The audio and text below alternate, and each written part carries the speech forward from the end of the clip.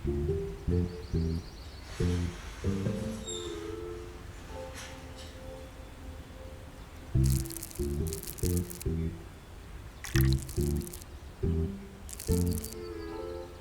Berta!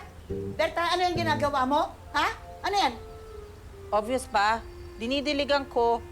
Sobra na yung tubig. Hindi mo ba nakikita na lulunod na? Mangungulunto yung mga dahon. Sabi mo kasi, wag ko ibilat para hindi matuyo. Pero dapat, isang basong tubig lang dapat ang gamitin mo. Isang baso lang naman ang gamit ko eh. Tama na, tama na pala. Kunin ko na siya, kunin ko na.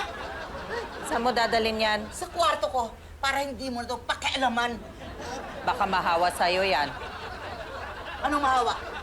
Sa edad mo, lalong manguluntoy. Siya,